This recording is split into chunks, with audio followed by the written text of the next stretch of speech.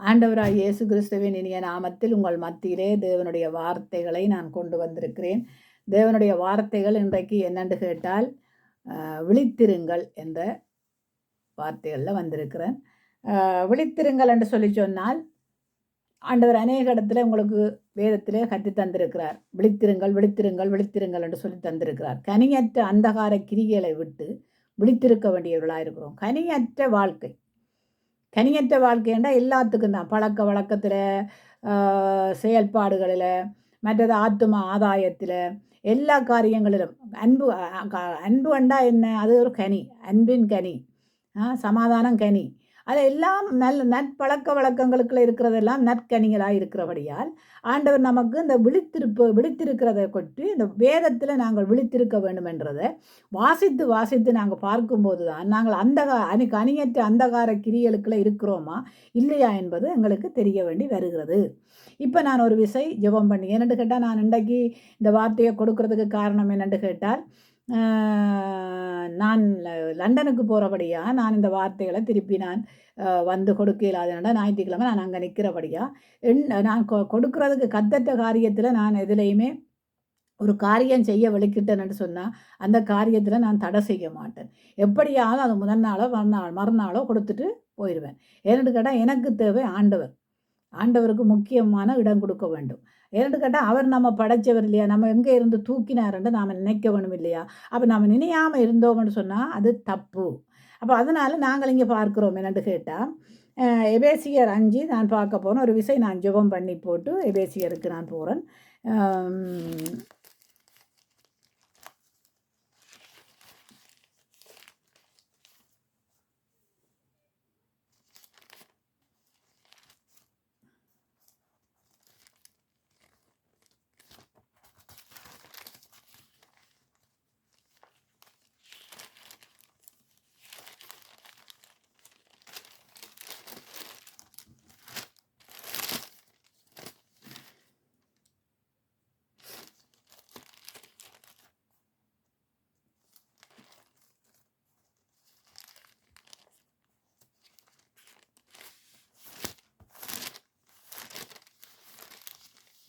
எபேசியர் 5ஆம் அதிகாரம்,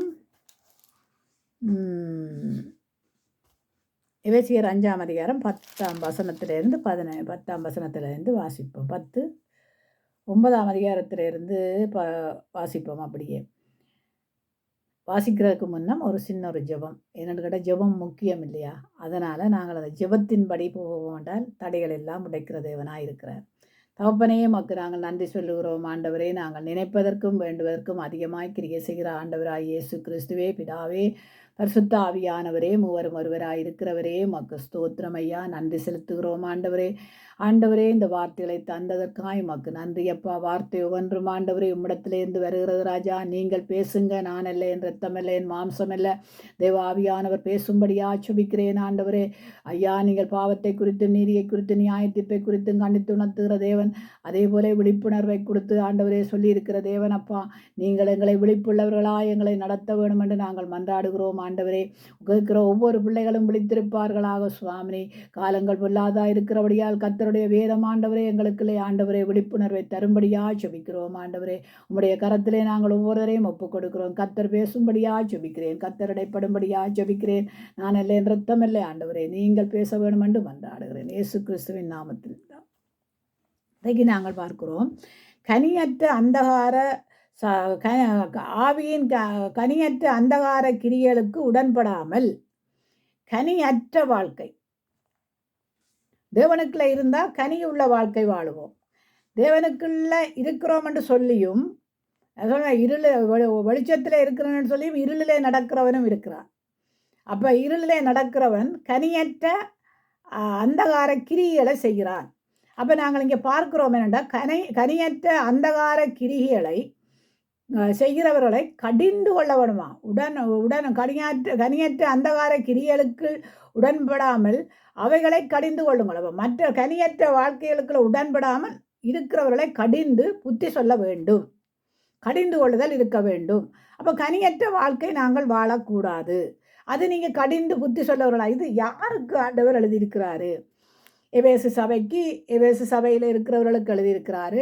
எனக்கு நாங்கள் பார்க்குறோம் ஒவ்வொன்றும் சபைகளுக்குத்தான். இது சபைகளுக்குள்ள இருக்கிறவர்கள் தாங்கள் சீர்படுத்தப்பட்டு அடுத்தவர்களை கொண்டு வந்து சீர்படுத்துறதுக்கு தான் வார்த்தைகள். கனியற்ற வாழ்க்கை வாழக்கூடாது. அவைகளாலே ஒளிப்பிடத்திலே செய்யப்படும் கிரியைகளை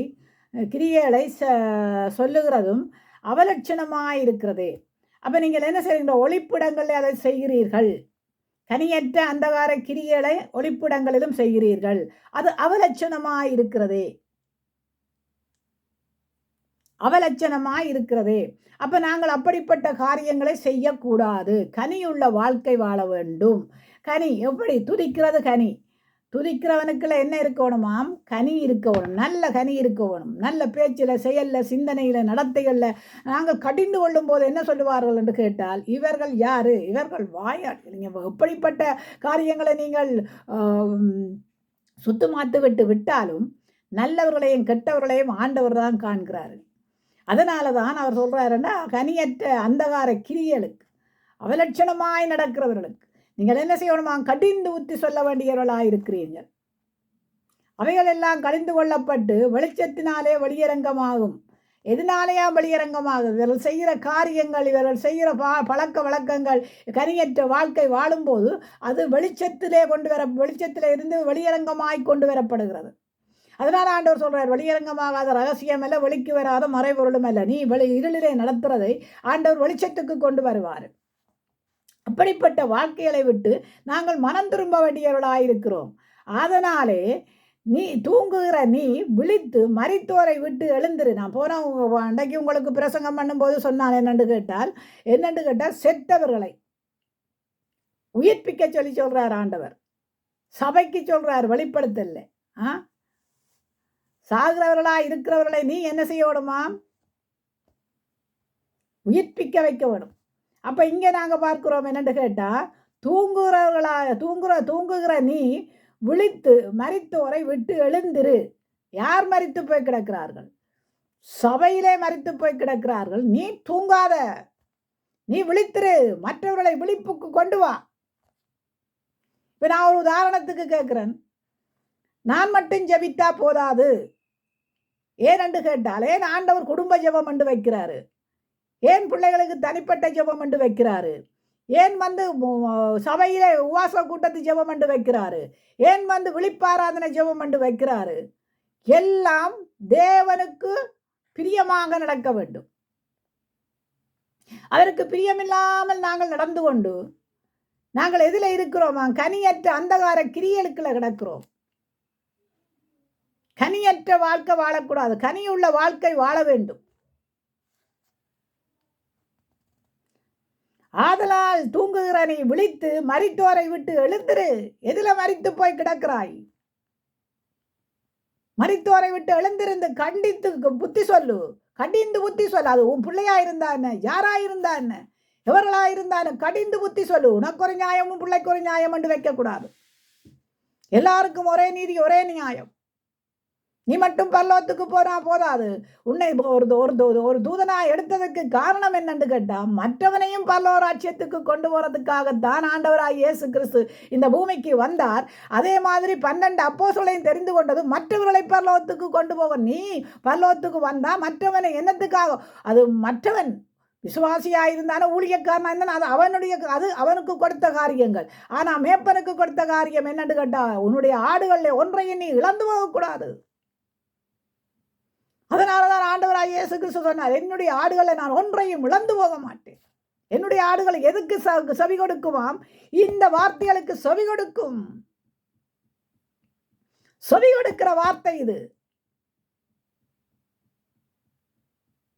அப்ப இந்த வார்த்தையின்படி நடக்க வேணுமெண்டா என்ன இருக்கணுமாம்? அன்பு என்னும் கனி இருக்க வேணும். சமாதானம் என்னும் கனி இருக்கணும். துதி என்னும் கனி இருக்க வேணும். அக்கியம் என்னும் கனி இருக்கும். எல்லாம் கனி, நற்கனிகள். அப்ப நற்கனியோடாத காரியங்கள்ல பார்க்கிறோம் என்னன்னு கேட்டா, ஆவியின் கனி நற்குணத்திலும் நீதியிலும் உண்மையிலும் விளங்கும். ஆவியின் கனி என்னத்துல விளங்குமாம்? நற்குணத்திலும் நீதியிலும் உண்மையிலும் விளங்கும். இந்த 3 இருக்குது பாருங்க. ஆனா இங்க கனியற்ற வாழ்க்கையில என்ன இருக்காம்? நான் நீ என்ற போட்டி, பொறாண்மை, வாக்குவாதங்கள், எரிச்சல்கள். இது கனியற்ற வாழ்க்கை. இன்றைக்கு நாங்கள் பார்க்கிறோம் எல்லாம் எல்லா இடமும் அடித்தது. ஏன் அடிக்குது? நாளைக்கு ஒன்று நடக்குமாயிருந்தால் ஆயத்தமாயிருக்கிறதுக்கு இப்பயே அவங்க அடிக்கிறாங்க பாருங்க. ஆனா நீங்க ஆயத்தமாயிருக்கிறதுக்கு ஆண்டவர் எப்பயோ தந்துட்டார் பாருங்க.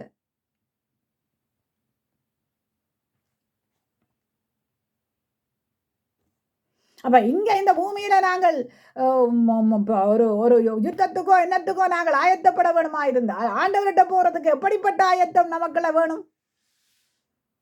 விழித்திருக்கிறவர்களா இருக்க வேண்டும். ஆவியானவர் நமக்குள்ள இருந்து விழிப்பை தர வேண்டும். அப்ப என்ன சொல்றார்? தூங்குற நீ விழித்திரு, மரித்தோரை விட்டு எழுந்திரு, அப்பொழுது கிறிஸ்து உன்னை பிரகாசிக்க பண்ணுவார் என்று சொல்லுகிறார்.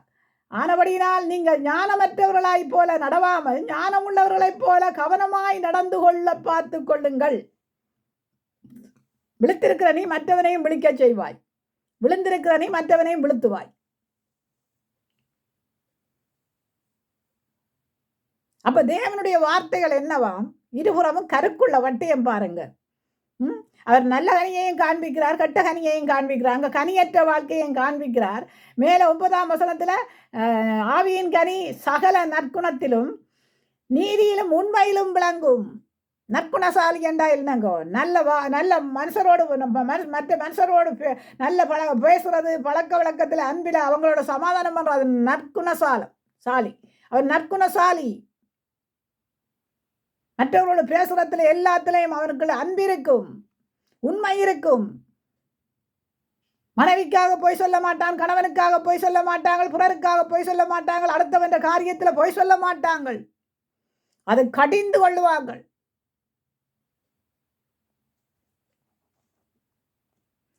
அதனால் நீ விழித்திருக்க வேண்டும். நாட்கள் பொல்லாததாய் இருக்கிறபடியினாலே காலத்தை பிரயோஜனப்படுத்து. நாட்கள் பொல்லாததாய் இருக்கிறது. நல்ல கனியை கொடுக்கப்பாரு, தீய கனியெல்லாம் அகற்றி விடையா. நல்ல கனி கொடாத மரம் எல்லாம் எங்க போகுமாம்? வெட்டுண்டு அக்னியில போடப்படும். அப்ப நல்ல கனி கொடுக்கிறவன் எங்க போவானாம்? பரலோராட்சியத்துக்கு போவான். நாங்கள் நினைக்கிறோம் என்னன்னு கேட்டா, ஞானஸ்தானம் எடுத்துட்டோம், எல்லாரும் ஞானஸ்தானம் எடுத்துட்டோம், எல்லாரும் ஞானஸ்தானம் எடுத்து தேவ புத்திரர்கள் என்று அழைக்கப்பட்டிருக்கிறோம். ஞானஸ்தானம் எடுத்தவர்கள் அத்தனை பேர்களும் தேவனுடைய புத்திரர்கள் என்று அழைக்கப்பட்டிருக்கிறோம். தேவனுடைய புத்திரர்கள் ஞானஸ்தானம் எடுத்து நாங்கள் தேவ ஆவியை பெற்ற எங்களுக்கு தேவ ஆவியானவர் விலகி போக மாட்டார் என்பதற்கு காரணம் என்ன? தாவீது சவுல அபிஷேகம் பண்ணப்பட்டு பரிசுத்த ஆவியினால நிரப்பப்பட்டான். ஆனா அவனுடைய பொல்லாத காரியங்கள், பொல்லாத சிந்தனைகள், பொல்லாத நடக்கைகளினாலே அந்த ஆவியை இழந்தான் பாருங்க. அதுக்கு பிறகு அவனுக்குள்ள என்ன ஆவி வந்ததாம்? பொல்லாத ஆவி வந்தது. அது என்ன செய்தாம்? எரிச்சலின் ஆவி. இன்றைக்கு சபைகளில் எரிச்சலின் ஆவி, பொறாண்மைகளின் ஆவி, வாக்குவாதத்தின் ஆவி, மற்றவனை பிரிக்கிற ஆவி, இதெல்லாம் என்னவாம்? கனியற்ற அந்தகார கிரியல். கனியற்ற அந்தகார கிரியலுக்குள்ள வாழுகிறோம்.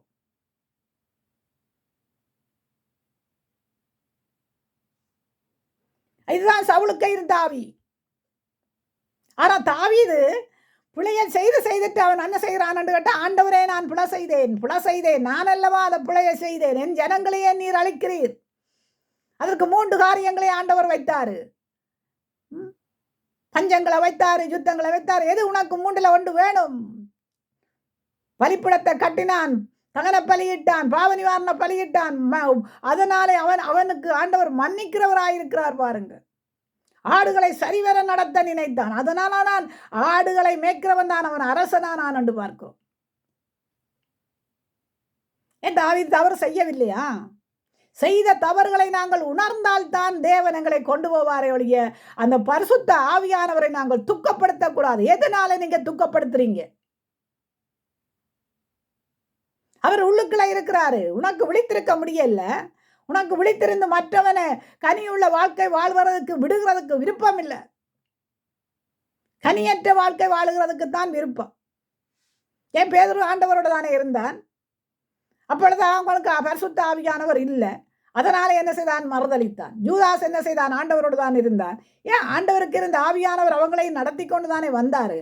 ஆண்டவரோட இருந்த ஆவியானவர் ஆண்டவர் போகும்போது தான் தன்னுடைய ஆவியை எங்களுக்குள்ள ஊற்றுவார். ஆனாலும் ஆண்டவரோட இருந்தாங்க. நாங்கள் ஞானஸ்தானம் எடுத்துட்டோம், அதனால எங்களுக்கு தீர்ப்பு இல்லைன்னு சொல்ல முடியாது. ஏனென்று கேட்டால் ஐயா, தீர்ப்பு சபையில தான் ஆரம்பம். அது உலகத்துக்குரிய தீர்ப்பு, அது ஆண்டவர் கொடுப்பார், அது அங்க இருக்கு, அது மற்றது. ஆனா உங்களுக்கு இருக்கிற தீர்ப்பு சபையிலே என்று சொல்லி இருக்கிறார் ஐயா. சபையிலே தேவன் தான், தேவன் கடைசி காலத்துல சபையில கொண்டு வந்து தீர்ப்பை வைப்பாரு. அப்ப அந்த தீர்ப்புக்கு நாங்கள் ஆண்டவருக்கு முன்பாக நாங்கள் நிற்க கூடாதபடிக்குத்தான் ஆண்டவர் சொல்றாரு, இந்த தீர்ப்புல நீ நிற்காதபடிக்கு சரிவர நடக்க வேண்டும். தீர்ப்பு கர்த்தருடையதல்லவா, சொல்ற எங்களுடையதல்லையே, என்னுடையதும் அல்ல, உன்னுடையதும் அல்ல. அப்ப எங்களுக்கு நாங்கள் என்னத்தை செய்துட்டு பல்லவம் போகலாம் அப்படின்னு நினைக்கிறது தப்பான காரியம். இங்க பார்க்கிறோம், கனியற்ற அந்தகார கிரியல், அதுக்கு உடன்படக்கூடாது. கனியற்ற அந்தகார கிரியலுக்கு நீங்க உடன்படக்கூடாது, அதை கடிந்து கொள்ள வேண்டும். அது பாஸ்டர் செய்தான, மூப்பர் செய்தான, மேப்பர் செய்தான, ஊழியக்காரர் செய்தான, விசுவாசிகள் செய்தான, கடிந்து கொள்ளு. ஏதோ கனியற்ற காரியங்களை செய்து போட்டு வருவார்கள், அவர்களுக்கு ஒத்து பிழைக்கிறது கூடாத காரியம். குடும்பத்தை பிரிச்சுட்டு வருவார்கள், அவர்களுக்கு ஒத்து பிழைக்கிறது கூடாத காரியம். திருமணம் செய்யாமல் வந்து குழந்தை வயிற்றோடு வருகிறவர்களுக்கு நாங்கள் செய்கிறது கூடாத காரியம். சட்டத்தின்படி ரெஜிஸ்டர் பண்ணாமல் வந்து மாலை மாற்றி இருக்கிறவர்களுக்கு நாங்கள் உடந்தையா இருக்கிறது கூடாத காரியம். எது எது கூடாத காரியம், அந்தகார கிரியல், இதெல்லாம் கனியற்ற வாழ்க்கை, அதுக்கெல்லாம் உடன்படக்கூடாது. இது கடைசி காலம். எல்லாத்துக்கும் நாங்கள் உடன்பட்டு போவோமா இருந்தால் தீர்ப்பு எங்க வருமாம்? தீர்ப்புக்கு நிற்காதபடிக்கு தான் ஆண்டவர் உங்களுக்கு சத்தியத்தை தந்திருக்கிறாரு. சத்தியத்தை அறிவீர்கள், சத்தியம் என்ன செய்யுமா, உங்களை விடுதலையாக்கும். அப்ப இந்த காரியத்திலிருந்து நாங்கள் விடுதலை அடைய வேண்டும். ஆராதிக்கலாம், துதிக்கலாம், பாடலாம், தேடலாம்.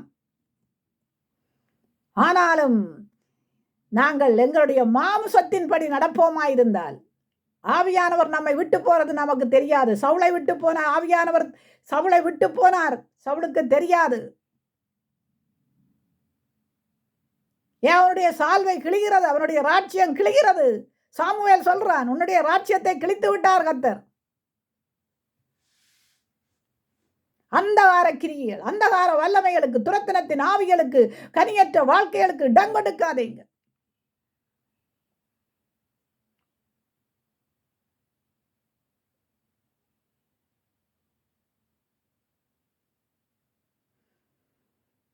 மனுஷனுக்கு பிரியமாய் இருக்க விரும்புகிறவர்களாய் பார்வைக்கு ஊழியம் செய்யாமல், மனுஷருக்கு பிரியமாய், இன்றைக்கு மனுஷருக்கு பிரியமாய் ஊழியம் செய்கிறோம். மனுஷருக்கு பிரியமான ஊழியம் வேண்டாம், கர்த்தருக்கு பிரியமான ஊழியம் வேண்டும். மனுஷரை நடத்துவதற்கு கர்த்தருடைய வார்த்தைகள் நமக்குள்ள வேண்டும். பார்வைக்கு ஊழியம் செய்யாமல் கிறிஸ்துவின் ஊழியக்காரராக மனப்பூர்வமாய் தேவனுடைய சித்தத்தின்படி செய்யுங்கள். தேவனுடைய சித்தம் என்ன, தேவனுடைய விருப்பம் என்ன, தேவனுடைய சித்தத்தையும் நோக்கத்தையும் நாங்கள் அறிய வேண்டும். அந்தகார கனியற்ற வாழ்க்கையில் வாழுகிறவர்களுக்கு உடந்தையா இருக்கிறதா தேவனுடைய சித்தம், தேவனுடைய நோக்கம்?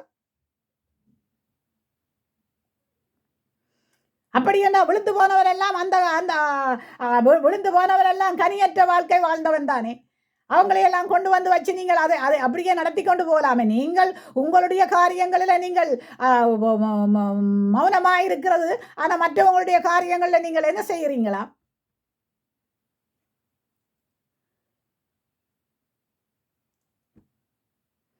தொண்ணூத்தி 4ஆம் ஆண்டுல இருந்து இந்த ஆண்டு வரைக்கும் நீங்க பிரசங்கிக்கிற பிரசங்கங்களை அப்படியே டபுளா கொண்டு வருவோமா இருந்தா, என்ன பிரசங்கங்கள் எல்லாம் மற்றவங்களுக்கு வைத்தீங்க, எந்த பிரசங்கங்கள் எல்லாம் போட்டீங்க, இன்றைக்கு அதெல்லாம் எங்க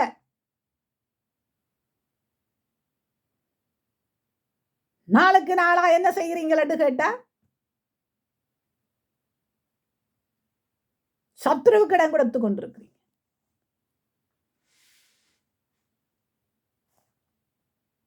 மனுஷருக்கென்று ஊழியம் செய்யாமல் கர்த்தருக்கென்றே நல் மனதோடு ஊழியம் செய்யுங்கள். கர்த்தருக்கென்று செய்ய வேணும். அப்போ கர்த்தருக்கென்று ஊழியம் செய்கிறவருக்குள்ள என்ன இருக்குமாம்? சமாதானத்தின் சுவிசேஷத்துக்குரிய ஆயத்தம் என்னும் பாதரட்சை கால்களிலே தொடுத்திருக்கிறவர்களாயிருப்பார்கள். சமாதானத்தின் சுவிசேஷத்துக்கு எப்படிப்பட்ட சமாதானத்தின் சுவிசேஷத்துக்குரிய ஆயத்தம் என்னும் பாதரட்சை. அப்ப ஆயத்தமாய் இருக்க வேண்டும், விழித்திருக்க வேண்டும். விழிப்பு நமக்கு கண்டிப்பாய் தேவை. பொல்லாங்க நெய்யும் அக்னி திறங்களை எல்லாம், அக்னி அஸ்தங்களை எல்லாம் அவித்து போடத்தக்கதாய் எல்லாவற்றிலும் மேலான விசுவாசம் என்னும் கேடயத்தை பிடித்துக்கொள். விழித்திரு, வசனத்தினால விழித்திரு, கேடகத்தை பிடித்துக்கொள். பிடித்து கொண்டவர்களாயும் நில்லுங்கள். நில்லுங்கள். ரட்சணியம் என்னும் தலச்சீரானையும் வேத வசனமாகிய ஆவியின் பட்டயத்தையும் எடுத்துக்கொள்ளுங்கள். ஆவியின் பட்டயம் தான் நமக்குள்ள தேவை. ஆவியானவர் இருந்தால் எங்களை விடியப்புறம் எழுப்புவார் பாருங்க. ஜபி, எழும்பு, வேதம் வாசி. இன்றைக்கு வந்து ஆவியானவரை தூங்க வைக்கிறோம் பாருங்க. விழித்திருக்கிறது இல்லை, தூங்க வைக்கிறோம். ஜபத்துக்கு நான் பிறகு வாரேன். எழுதி வைத்திருக்கிறேன் எக்கச்சக்கமா. ஆண்டவர் கொடுக்க வேண்டியதை கொடுக்கிறேன் நான். ஏனென்று கேட்டால் நான் எழுதினது இன்றைக்கு ஜபம் கொடுக்கத்தான் வேணுமென்று. ஆனாலும் ஆண்டவர் எனக்கு 1000 வசனங்களை எழுதி வைத்திருக்கிறேன். ஆண்டவர் தந்து எழுதி வைத்திருக்கிறேன். ஆனால் பேச விட இல்லை பாருங்க. இங்க பேச வைக்கிறார் பாருங்க. காலையில் எழும்பித்தான் இவ்வளவு வசனமும் நான் எடுத்தேன். அப்ப நாங்கள் என்ன செய்ய வேணுமாம்? கனியற்ற வாழ்க்கை வாழக்கூடாது. எந்த சமயத்திலும் சகலவிதமான வேண்டுதலோடும் விண்ணப்பத்தோடும் ஆவியிலே ஜெபம் பண்ணு. எதுல ஜெபம் பண்ண வேணுமா? இப்ப ஆவியில நாங்கள் ஜெபம் பண்ணுகிறோம். ஆனா ஜெபத்துக்கு தடை. ஜெபிக்க கூடாது. என் மனைவி என்ன செய்யறா? தூங்குறா. ஏண்டா அவ வந்து பல்லவத்துல இருந்து இறங்கி வந்த அம்மா ராணி, அவ தூங்குறா. அவ எழுப்பக்கூடாது. அவ வந்த ஏஞ்சல், அவ எழுப்பக்கூடாது. ஏஞ்சலை கூட நீங்க எழுப்பலாம். ஏன்னு கேட்டா ஏஞ்சல் தூங்க மாட்டாவே, ஜெபிப்பாவே. அங்க பல்லவத்துல ஜெபந்தானே நடந்து கொண்டிருக்கு. இரவும் பகலும் அவரை நோக்கி சுத்தி இருந்து கொண்டு துதியும் பாடலும் ஜெபமா எல்லாவா இருக்குது. இங்க அதெல்லாம் குறைஞ்சிருக்குது பாருங்க. வெளிப்படுத்தல பார்த்தீங்கன்னா ஜெபத்தை குறித்து சொல்லுவேன் நான். வரேன் ஜெபத்தை குறித்து. விண்ணப்பங்களோடும் ஆவியிலே ஜெபம் பண்ணி அதன் பொருட்டு மிகுந்த மன உறுதியோடும் சகல பரிசுத்தவான்களுக்காகவும் பண்ணும் வேண்டுதலோடும் விழித்து கொண்டிருங்கள். சகல பரிசுத்தவான்களுக்காகவும் வேண்டிக் கொள்ள வேண்டும். இன்னைக்கு பரிசுத்தவான்களுக்காக நாங்கள் ஜெபிக்க வேணும். ராஜாக்களுக்கு, அதிகாரி, நாட்டில் நடக்கிற பிரச்சனைகளுக்காக ஜெபிக்க வேணும். அதுக்கு என்ன செய்ய வேணுமாம்? விழிப்புணர்வு தேவை. இன்னைக்கு பிள்ளைகளுக்கு நீங்க ஜெபிக்க கற்றுக் கொடுக்கல. மௌன ஜெபம் அது ஒரு பக்கம் இருக்கட்டும். உங்களோட பிள்ளைகளுடைய மௌன ஜெபத்தை நீங்க வச்சுக்கொள்ளுங்க, அது பிரச்சனை இல்லை. ஆனா ஜெபிக்கிறவங்களுக்கு தடை செய்கிறது முக்கியமா கர்த்தர் வந்து தீர்ப்பில் அனுப்பிங்க. ஜெபம் முக்கியமானது, அது இம்பார்ட்டன்ட். அதுக்கு நான் அப்புறம் பாரு. சுவிசேஷத்திற்காக சங்கிலியினாலே கட்டப்பட்டிருக்கிற ஸ்தானாதிபதியாகிய நான் அதை பற்றி பேச வேண்டியதாக தைரியமாய் பேசத்தக்கதாக நான் தைரியமாய் என் வாயை திறந்து சுவிசேஷத்தின் ரகசியத்தை அறிவிக்கிறதற்கு வாக்கு எனக்கு கொடுக்கப்பட்டபடியால் எனக்காகவும் விண்ணப்பம் பண்ணுங்கள். இப்படியெல்லாம் கேட்குறாங்க பாருங்க. இன்றைக்கு பாருங்க, ஜெபம் தணிந்து போகிறது, அன்பு தணிந்து போகிறது, சமாதானம் அற்று போகிறது. ஏனென்றால் ஆவியானவரை தூங்க வச்சுட்டாங்க பாருங்க. ஆவியானவர் இருக்கிறாரோ அவங்களுடைய உள்ளத்துல எனக்கு தெரியாது. ஆனால் தூங்க வைக்கிறாங்க பாருங்க. தூங்குற நீ விழித்திரு. தூங்குற பாஸ்டர்மாரே விழித்திருங்கள். நீங்க தூங்கிக்கொண்டு மற்றவங்களை ஜெபின்னு சொல்லவும் முடியாது. மற்றவங்க தூங்கிக்கொண்டு உங்களை ஜெபிங்கொண்டு சொல்றதுக்கும் முடியாது. ஏனென்றால் எல்லாருக்கும் அது ஜெபம் முக்கியமானது. சிறு பிள்ளைகள், குழந்தைகள், பாலகர்கள், சிறுவர்கள் எல்லாருக்கும் முக்கியமானது. வாலிபர்கள், கன்னியர்கள், குடும்ப தலைவன், தலைவியல் எல்லாருக்கும் அது முக்கியமானது. அநேக வாலிப பிள்ளைகளை, அநேக சிறு பிள்ளைகளை பார்க்கலாம் இந்தியாவில். ரோட்டில் நின்று சுவிசேஷம் அறிவிக்கிறாங்க, ஜபிக்கிறாங்க பாருங்க. வவனியாவில் போய் பாருங்க, அடிக்கடி பிள்ளைகள், குழந்தைகள் போய் சபையிலே ஜபிச்சுட்டு வராங்க 24 மணித்தியாலம் ஆடி பாடி. இன்றைக்கு ஜபிக்கிறதுக்கு உங்களுக்கு கஷ்டம், ஜெபிக்கிறதுக்கு கஷ்டம். ஆனால் இந்த உலகத்துக்குரிய காரியங்களை தேடுகிறதுக்கு கஷ்டம் இல்லை பாருங்க. ஆமாம், நாங்கள் நினைச்ச நேரம் எல்லாம் என்ன பண்ணுவோம்? வெளிக்கிட்டு ஓடுவோம். நினைச்ச நேரங்களில் வெளிக்கிட்டு ஓடுவோம். எங்கே ஓடுவோம்? அம்மா வீட்டுக்கு ஓடுவோம், அல்ல சிஎன்ஐக்கு ஓடுவோம், அல்ல எங்கெங்கே எல்லாம் போகணுமோ அங்கங்கே எல்லாம் போவோம். அறியாதவன் வீட்டை போக மாட்டோம். அதை அறியாதவனுக்கு போய் சுசேஷம் அறிவிக்க மாட்டோம். அறிஞ்ச வீட்டில் போய் என்ன செய்வோம்டா, காலையில் போனால் பின்னேறம் பெறுவோம். ஒரு ஜெபம் வீடு வழிய போய், சரி நீங்க விசுவாசம் வீடு வழிய போறீங்க, ஒரு ஜெபம் வைக்கிறீங்களா? அது இருந்தால் தானே, அதை பற்றி நினைச்சா தானே ஜெபம் வரும். ஆக நாங்கள் உபவாச கூட்டத்தில் மட்டும்தானப்பா ஜெபிப்போம். ஆக நாங்கள் சேர்ச்சில் தானப்பா துதிப்போம். அத்தோட எங்களுடைய இது முடிஞ்சுது. அதுக்கு பிறகு நீங்கள் எங்களை ஜெபிக்க கேட்கக்கூடாது. எனக்கு ஒரு சகோதரி சொன்னான், அந்த ஜெபத்தை குறித்து கதைக்கும் போது சொன்னான், என்னென்று கேட்டால் எங்களோட மகளும் ஜெபிக்கிறது இல்லை தான். ஏனென்று கேட்டால் நான் ஜெபிச்சு கொண்டு இருந்தால் சத்தம் கேட்குதுன்னு தான் சொல்லுவாண்டு. அது நான் சொன்னேன், உங்களோட பழக்கம், நீங்கள் தான் பழக்கினது. பிள்ளையில சொல்ல முடியாதே. பிள்ளையாண்டானே சிறு வயதிலேயே நீ வளர்க்க வேண்டிய வழியிலே வளர்த்தா அது முதிர் வயதிலும் கனிதரும் என்று சொல்லியிருக்கிறதல்லவா. அதை விட யாத்ராமல் ஏவராமத்தில் என்ன சொல்லியிருக்கிறது, உன் பிள்ளைகளுடைய பிள்ளைகளுக்கெல்லாம் என் வார்த்தைகளை கற்றுக்கொடு, அது இறுதிய பலகையிலே எழுதப்பட்டிருக்கும். கிறிஸ்மஸுக்கு நீயோருக்கு வார்த்தைகள் சொல்றது அல்ல, வார்த்தைகள் பிள்ளைகளுக்கு அந்தந்த நேரங்களுக்கு எத்தனையோ வீடு வழியே எப்படியான காரியங்கள் இல்லை. பெரியாக்கள் சொல்லுகிறதையும் கேட்கறதில்லை. நாங்கள் சொல்கிறத நீங்கள் கேட்காதங்கப்பா. கடவுள் வருவார், ஆண்டவர் வருவார். வரும்போது பாருங்கப்பா, நீங்கள் பரிதபிக்கப்பட்டவர்களாக நீங்கள் மட்டும் பரலோகம் போனால் சரி, உங்கள் பிள்ளைகள் போகக்கூடாதுன்னு நினைக்காதீங்க. உங்கள் பிள்ளைகளுக்கு கற்றுக் கொடுக்குற வழியை கற்றுக் கொடுங்க.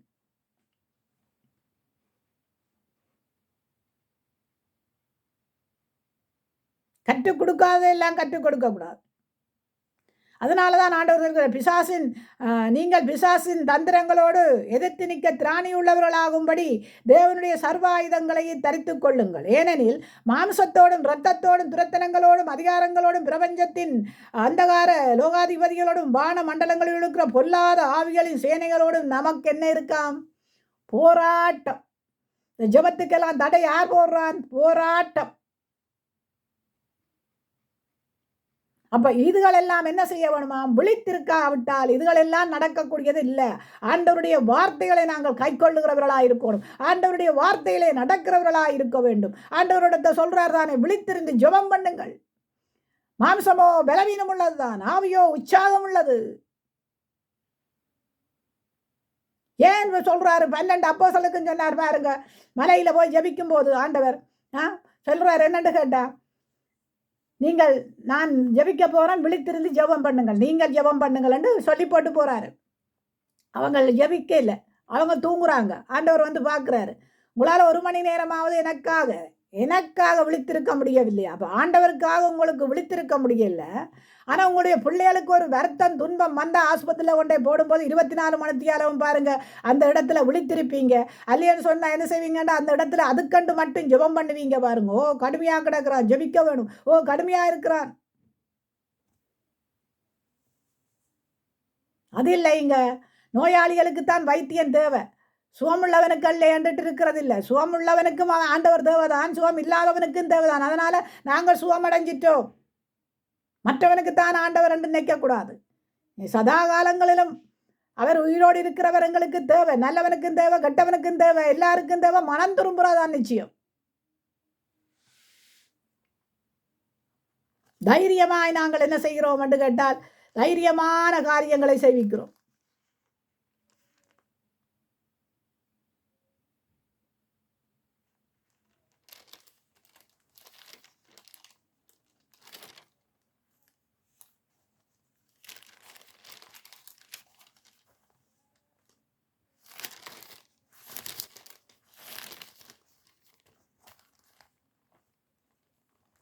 கனியற்ற வாழ்க்கை வாழக்கூடாது, கனியுள்ள வாழ்க்கை வாழுகிறவர்களாக இருக்க வேண்டும்.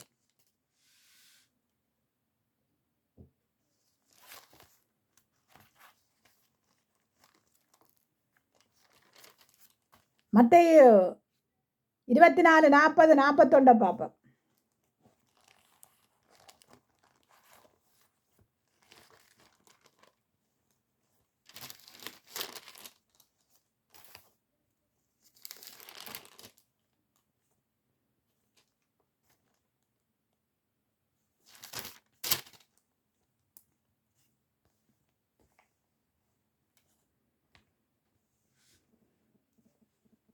அப்பொழுது 2 பேர் வயலில் இருப்பார்கள், ஒருவன் ஏற்றுக்கொள்ளப்படுவான், ஒருவன் கைவிடப்படுவான்.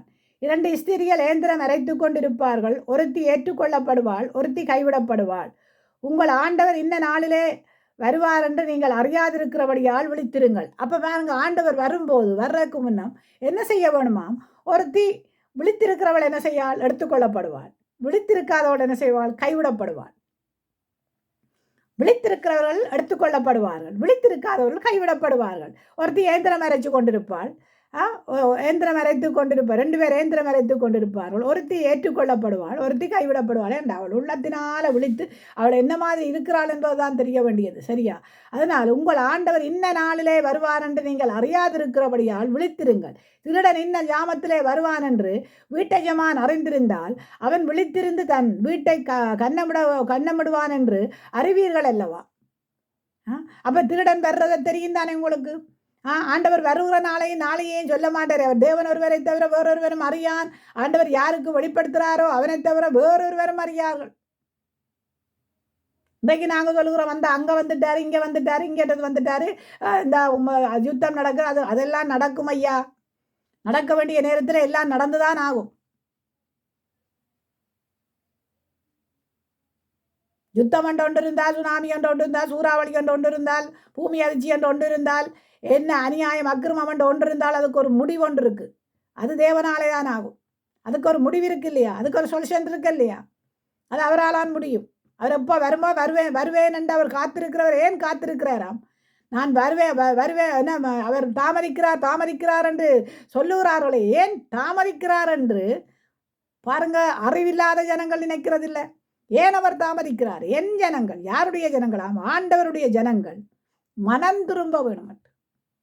கனியற்ற வாழ்க்கை வாழாம கனியுள்ள வாழ்க்கை வாழ வேணும்.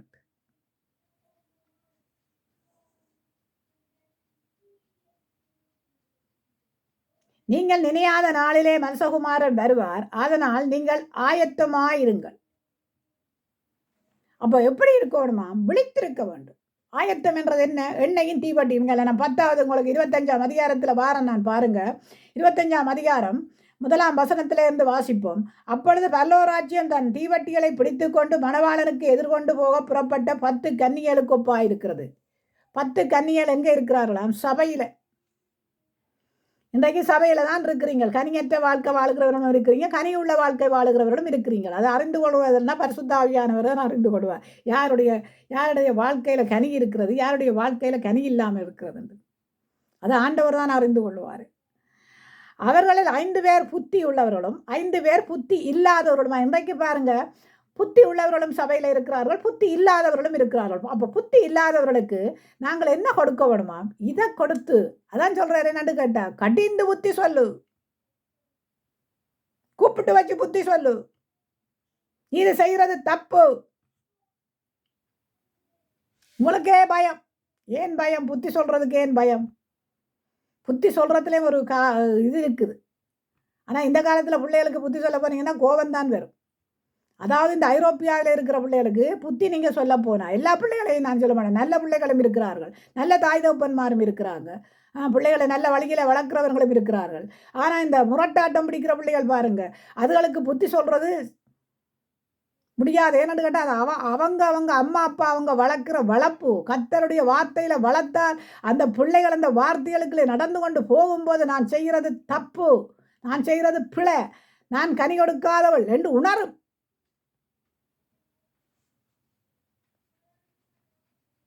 அப்போ நான் எண்ணெயும் தீவட்டியோடையும் இருக்கிறேன்னா ஆண்டவர் தான் பார்ப்பார். நீங்கள் எண்ணெயோட இருக்கிறியா தீவட்டியோ? அப்போ எண்ணெயும் தீவட்டியும் வேண்டாம் பரிசுத்த ஆவியானவர். நீங்கள் பரிசுத்த ஆவியானவரை துக்கப்படுத்துவீங்களா? எண்ணெய் என்ன? அபிஷேகம். தீவட்டி என்ன? எரிந்து பிரகாசிக்கிறவர். அவர் எரிகிறார். எண்ணெய் இருந்தால் தான் திரி எரியும். அப்போ அவர் எரிந்து பிரகாசிக்கிறவராக இருக்கிறபடியினால இங்கே பார்க்கிறோம் என்னன்னு கேட்டால், எண்ணெய் குறைவாக இருக்குது, பரிசுத்த ஆவியானவர் குறைவு. என்ன சொல்லுங்க பாப்போம்? ஜெபம் இல்லை, வாழ்க்கையில் ஜெபமே இல்லை. அவரும் பார்க்குறார், என் பிள்ளை என்ன செய்வாள்? எழும்பியிருந்து ஜபிப்பாளா, எழும்பியிருந்து துதிப்பாளா, காலையில் தேடுவாளா, மாலையில் தேடுவாளா? என் பிள்ளை எங்கே நின்று செய்கிறாள்? அங்கே பலிப்பிடத்தில் மட்டும்தான் என் பிள்ளை நின்று செய்வாள்.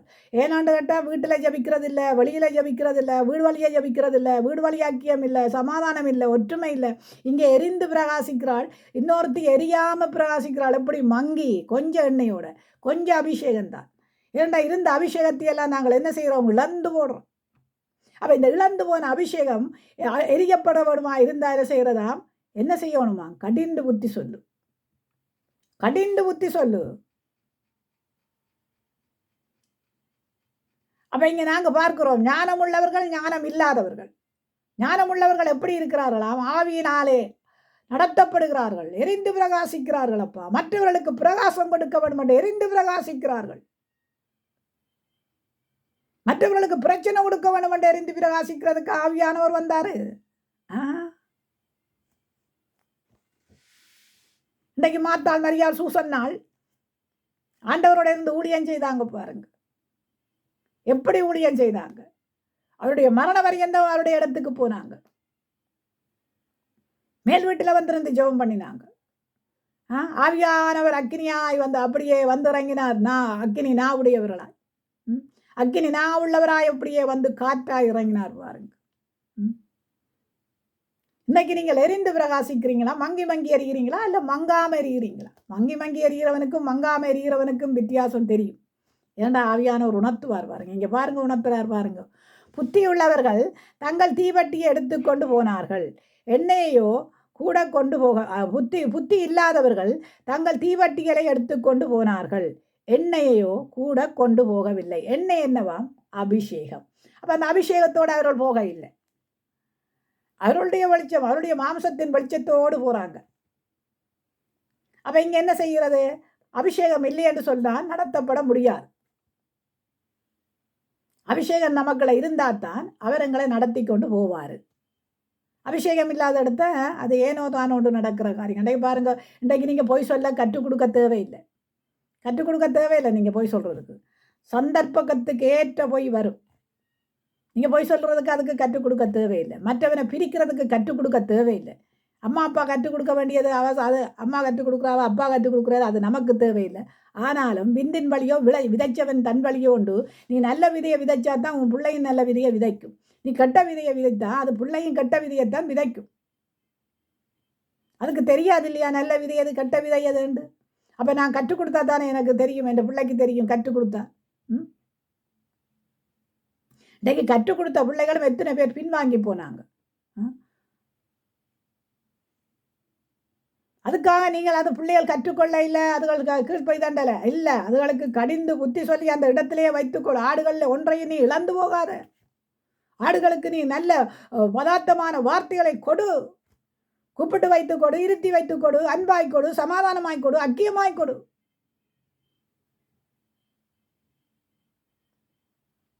எங்கெங்க கடிந்து கொள்ள வேணும், என்னென்ன எந்த இடத்துல கடிந்து கொள்ள வேணும், எந்த இடத்துல புத்தி சொல்ல வேணும், எந்த இடத்துல ஞானமாய் நடத்த வேணும் என்று கற்றுக்கொள்ளவும். இங்கே எண்ணெயோடு போக இல்லை, தீவட்டியோடு மட்டும் போனாங்க. என்ன இப்படி கொளுத்தி விடுறதுக்கு, என்ன பிரச்சனையை கொளுத்தி விடுறதுக்கு போகிறது. நாங்கள் அபிஷேகத்தோடு போனாமண்டா கொளுத்த மாட்டோம் இல்லையா? இங்கே அபிஷேகத்துக்கு என்ன வேணும்? முக்கியமாக பரிசுத்த ஆவியானவர் வேணும் நமக்கு. சபை நடத்துறதுக்கு பரிசுத்த ஆவியானவர் இல்லாமல் நாங்கள் போனமா இருந்தால் எங்களுடைய வெளிச்சம் மலை மேலே இருக்கிற பட்டணம் மறைந்திருக்க மாட்டாது. விளக்கை கொளுத்து மரக்கால்களின் கீழே வைக்கிறதுக்கு அல்ல வெளிச்சம், அது மரக்காலுக்குத்தான் வெளிச்சம் கொடுக்கும். இப்போ உங்களுக்கு நீங்கள் தான் வெளிச்சம் கொடுத்து கொண்டு இருப்பீங்க. ஆனால் அது என்னத்துக்காக வச்சிருக்கு? மலை மேல் இருக்கிற பட்டணம் மறைந்திருக்க மாட்டாது, விளக்கை கொளுத்தி மரக்கால்களின் கீழே வைக்காத. அது இப்போ யாருக்கா வெளிச்சம் கொடுக்கணும்? அநேகருக்கு வெளிச்சம் கொடுக்கணும். அநேகருக்கு வெளிச்சம் கொடுக்குற ஆவியானவர் அவர் என்ன எப்படிப்பட்டவராம்? எண்ணெய் அபிஷேகம், எண்ணெய் இருக்க வேணும். அவர் அப்போ ஊற்றி கொண்டிருந்தால் தான் எப்பொழுதும் நாங்கள் பிரகாசித்து கொண்டிருந்த, எப்பொழுதும் துதிச்சு பாடி ஜபிச்சு கொண்டிருந்தால் தான் அவர் எங்களுக்குலேருந்து கொழுந்து வெற்றி எரிவார். பாருங்க, அப்பொழுதுதான் நாங்கள் என்ன செய்வோமாம்? அதன்படி நடக்க பார்ப்போம். அவர் இல்லாமல் நாங்கள் வாழ்கிற வாழ்க்கை என்ன வாழ்க்கை அது? இங்கே பார்க்கிறோமா புத்தி இல்லாதவர்களை, அவர்கள் ஞாயிறு கிறிஸ்தவர்கள், கனியற்ற அந்தகார கிரியலுடையவர்கள். புத்தியுள்ளவர்கள் தங்கள் தீவட்டிகளோடும் தங்கள் பாத்திரங்களிலே எண்ணெயோடும் போனார்கள். அப்பா, புத்தியுள்ளவர்கள். இன்றைக்கு என்ன செய்கிறோம்? ஞாயிற்றுக்கிழமையில ஆயத்தமாக வரோமா? எப்படி ஆயத்தமாக வரோம்? காலையில் 3 மணிக்கு கிளம்பி ஜபிக்கிறோமா? 5 மணிக்கு கிளம்பி ஜபிக்கிறோமா? ஆவியானவருடைய வல்லமையோடு வந்து நாங்கள் அந்த இடத்துல துதிக்கிறோமா, பாடுறோமா, தேடுறோமா? வாசல்ல நின்று ஆண்டவரே நாங்கள் இன்றைக்கு சேர்ச்சுக்கு போகிறோம், எங்களை ஆசீர்வதியும். ஆசீர்வாதத்துக்கு மட்டும் ஜபிப்போம். இந்த ஆசீர்வாதம் பாருங்க, ஆண்டவர் கொடுக்காமலா இருக்கிறார் உங்களுக்கு ஆசீர்வாதத்தை. அந்த ஆசீர்வாதத்தை தான் கேட்டுக்கொண்டிருப்போம். ஆண்டவரை நாங்கள் போகிறோம், எங்களோடு பேசுங்க, நாங்கள் திருந்த வேண்டிய இடத்துல திருந்த வேணும், கேட்க வேண்டியதை கேட்க வேணும், மற்றவரோடு சமாதானமாக ஐக்கியமாக சபை என்றது என்ன? சபை என்ன தூங்கிக் கொண்டிருக்கிறதுக்கா? சபை விழித்திரு.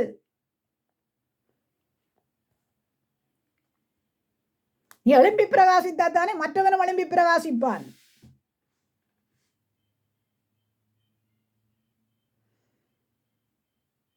மணவாளன் வர தாமதித்த போது அவர்கள் எல்லோரும் நித்திரை மயக்கமடைந்து தூங்கிவிட்டார்கள். இந்த பாருங்க, இந்த தூக்கத்துக்கு தான் நான் சொல்றேன் விழித்திரண்டு. ஏனென்று கேட்டால் மணவாளன் வர தாமதிப்பார். அப்போ இப்போ தாமதிக்கும் போது இப்போ 10 பேரும் தூங்குறாங்க. 10 பேர் தூங்குற இடத்த ஆண்டவர் பார்ப்பார். யாரிடத்துல அபிஷேகம் இருக்கிறது, யாரிடத்துல அந்த எரிந்து பிரகாசிக்கத்தக்கதான எண்ணெய் இருக்கிறது, அவர்களைத்தான் ஆண்டவர் தட்டி எழுப்புறார். பாருங்க, வரப்போறன் வா, ஓ ரபஷ்ய ரப ரப சந்தர, அவர்களை தட்டி எழுப்புறார் ஆண்டவர். நாம் வரப்போறன், ஆயத்தமாயிரு. இங்க பார்க்கிறோம், தூங்குனி எண்ணெயும் இல்லை, ஒன்றுட்டே ஒன்றும் இல்லை. தூங்குனல்ல, அப்படித்தான் தூங்குவாங்க. என் மனைவி தூங்க வேணும், அவள் டிஸ்டர்ப் பண்ணக்கூடாது. என் அம்மா தூங்க வேணும், அவள் டிஸ்டர்ப் பண்ணக்கூடாது. என் அப்பா தூங்க வேணும், அவரை டிஸ்டர்ப் பண்ண. அவர் என்ன பெரிய, எனக்கு ஒன்றுமா விளங்கலை. உலகத்தை ஆளுகிற ராஜாக்கள் கூட தூங்க மாட்டாங்க. ஏன்னா அவங்களுக்கு நினைவுகள் எல்லாம் எங்கேயோ இருக்கும். ஆனால் ஆண்டவர் ராஜா பாருங்க, அவர் ஆளுகிற ராஜாவுக்கு நாங்கள் எப்படியா இருக்கிறோம் பார்த்தா வெள்ளையும் சொல்லையும் இருப்போம். கிறிஸ்தவர்கள் நாங்களாரு? கிறிஸ்தவர்கள். கிறிஸ்து இல்லாதவன் கிறிஸ்தவன் அல்ல. ஞானஸ்தானம் எடுத்து போட்டு நீ தீய வழியில நடப்பியா இருந்தால் நீ கிறிஸ்தவன் அல்ல. அநியாயத்துக்கு உடம்படுவியா இருந்தா நீ கிறிஸ்தவன் அல்லப்பா. கிறிஸ்து உன்னை விட்டு தள்ளி நிற்கிறாரு. பரிசுத்த ஆவியானவர் உன்னை விட்டு விலகி நிற்கிறாரு. தேவனாலே அழைக்கப்பட்டவர்களே வாருங்கள். ஆண்டவர் சொல்லுவார்லே, அது நான் அங்கால வாரணும். உங்களுக்கு நடராத்திரியிலே இதோ மணவாளன் வருகிறார், அவருக்கு எதிர்கொண்டு போக புறப்படுங்கள் என்கின்ற சத்தம் கேட்குதுங்க. என்ன சத்தம் கேட்குது? ஆண்டவருடைய சத்தம் கேட்குது. இதோ மணவாளன் வருகிறார். யாரு? அங்க இருக்கிறவர்கள் தூதர்கள் சொல்றார், இதோ வருகிறார் மணவாளன். அங்க சத்தம் யாருக்கு கேட்குதாம்? ஆயத்தமாய் எண்ணெயோடும் அபிஷேகத்தோடு இருந்தவர்களுக்கு கேட்குது. எண்ணெயோடும் தீவட்டியோடும் இருந்தவர்களுக்கு கேட்குது. இங்க பாருங்க, தனிய எண்ணெய் இல்லாமல் தீவட்டியை கொண்டு வந்தவர்களுக்கு கேட்கல பாருங்க. இன்றைக்கு அப்படித்தான். பரிசுத்த ஆவி இல்லைன்னா உங்களுக்கு கேட்காத ஆண்டவருடைய வருகை. கைவிடப்பட்டு ரத்த சாட்சியாத்தான் மறிப்பீங்க. கேட்கணும் அவருடைய சத்தத்தை, கேட்கணும் அவருடைய சத்தத்தை. நீங்கள் அவருடைய சத்தம் கேட்காம இருந்த ஒரு காரியங்களும் செய்ய முடியாது.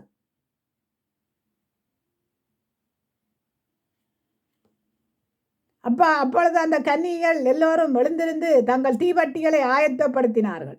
புத்தி இல்லாதவர்கள் புத்தி உள்ளவர்களை நோக்கி, உங்கள் எண்ணெயிலே எங்களுக்கும் கொஞ்சம் கொடுங்கள், எங்கள் தீவட்டிகள் அணைந்து போகிறதே என்றார்கள். என்னென்று கொடுக்க முடியும்?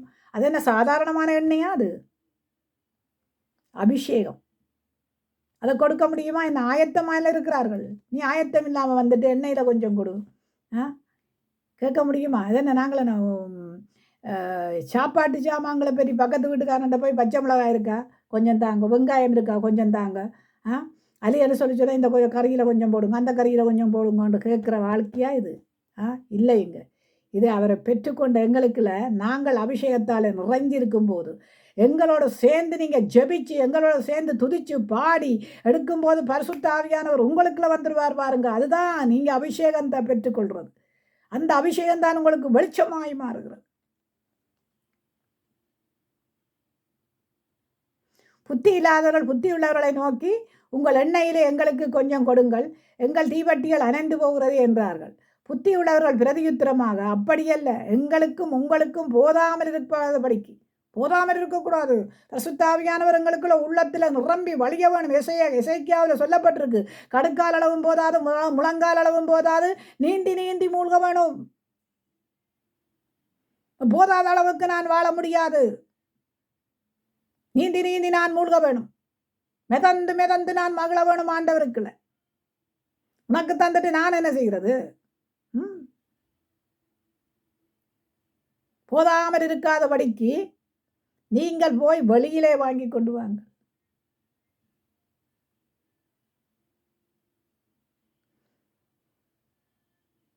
நீங்கள் விற்கிறவர்களிடத்திலே போய் உங்களுக்கு வாங்கிக் கொள்ளுங்கள். விற்கிறவர்கள் யாரு? எண்ணெய் அபிஷேகத்தை கொடுக்கிறவர்கள் யாரு? தூதர்கள். ஆண்டவரிடத்திலே பெற்று அவர்கள் கை வைக்கும் போது பரிசுத்த ஆவியானவர் இறக்கப்பட வேண்டும். அது இறங்காத தன்மை தான் நீங்க எப்படி வாழ்றீங்க? ஒன்றில் ஆண்டவரிடத்திலே இருந்து ஜெபம் பண்ணி பெற்றுக்கொள்ள வேண்டும். அல்லையண்டா உங்களுக்கு ஆண்டவருக்கு கொடுத்த மேப்பன்மாரிடத்திலே அவர்களுக்கு ஆவியானவரை இறக்கிற வல்லமை இருந்தால் அவரிடத்திலே பெற்றுக்கொள்ளுங்கள். நீங்கள் போறதுக்குள்ள ஆண்டவர் வந்துருவார் பாருங்க. இன்னைக்கு பாருங்க, திடீரென்று எல்லாம் அடிச்சது பாருங்க. அப்படியே அவர்கள் வாங்க போன போது மணவாளன் வந்து விட்டார். ஆயத்தமாயிருந்தவர்கள் அவரோட கூட கல்யாண வீட்டுக்குள் பிரவேசித்தார்கள். கதவு அடைக்கப்பட்டது. கல்யாண வீடு என்னங்க? மணவாளன் வரப்போறார். மணவாட்டி சபை ஆயத்தமாயிருக்க வேணும் இல்லையா? எண்ணெயோடும் தீவட்டியோடும் இருந்தால் தான் நீங்க எடுத்துக்கொள்ளப்படுவேன். ஞானஸ்தானம் எடுத்துட்டேன், ஞானஸ்தானம் எடுத்து போட்டு பின் வாங்கி போனவன் எத்தனை பேர்? நீங்க சொல்லுங்களேன். அதை நான் எனக்கு கணக்கு நான் கணக்கு கொடுக்குறேன் உங்களுக்கு. உங்களோட சபையில இல்லை, எல்லா சபையிலையும் எத்தனை பேர் போயிருப்பாங்க. உங்களோட சபையிலே நான் கணக்கு கொடுக்குறேன் யார் யார் போனாங்களண்டு. அதே மாதிரி எந்த சபையில ஒப்பு கொடுக்குறேன் நான் எத்தனை பேர் போயிருக்கிறாங்கண்டு. ஏன் பின்வாங்கி போனவங்க எத்தனை பேர்? ஒன்றும் வேணாம், ஆண்டவரே இல்லையண்டு போய் இருக்கிறவங்க எத்தனை பேர்? ஞானஸ்தானம் எடுத்தா போதாதையா, ஆவியின் வரத்தை பெற்றுக்கொள்ள வேணும். ஆவியானவர் அனலாய் இறங்கி ஒவ்வொரு நாடும் உங்களை நடத்த வேணும். அவர் நடத்தாம உங்களுக்கு என்ன ஞானஸ்தானம்? நீங்க ஞானஸ்தானம் கொடுக்கும் போது என்ன சொல்றீங்க? ஜெபம் பண்றீங்க, பரிசுத்த ஆவியானவர் புறாவை போல வந்து இறங்கினார் தேவன் குமாரனிடத்திலே.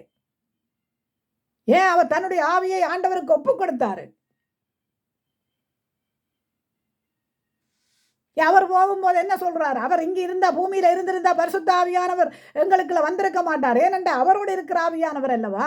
அதனால அவர் போனால்தான் எங்களுக்கு பரிசுத்த ஆவியை அனுப்புவேன் என்று சொல்லி, நான் போறது நல்லது, நான் போனால் உங்களுக்கு ஒரு தேற்றரவாளனை அனுப்புவேன், அவர் சகல சத்தியத்திலும் உங்களை வழி நடத்துவார். சகல சத்தியம் என்றால் என்ன? இந்த வேதம். குடிக்கிறவன், கொள்ளையடிக்கிறவன், விபச்சாரம் பண்றவன், பேசித்தனம் பண்றவன், பொய் சொல்றவன், களவெடுக்கிறவன், நிர்விசாரணக்காரன், ஏழை எளியவர்கள், திக்கற்ற பிள்ளைகள், விதவைகள், தரித்திரங்களை கொண்டு வருகிற வேதம் ஐயா இது.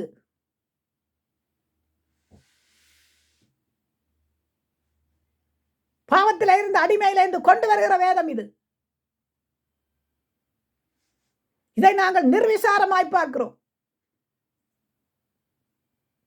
கனியற்ற அந்தகார கிரியை. ஒருத்தன் சத்தியத்தின்படி நடப்பானாயிருந்தால், அதான் ஆண்டவர் சொல்றாரு என்னன்னு கேட்டா, பரலோக ராஜ்யம் பேச்சில இருக்கக்கூடாது, பலத்தில இருக்க வேணும்.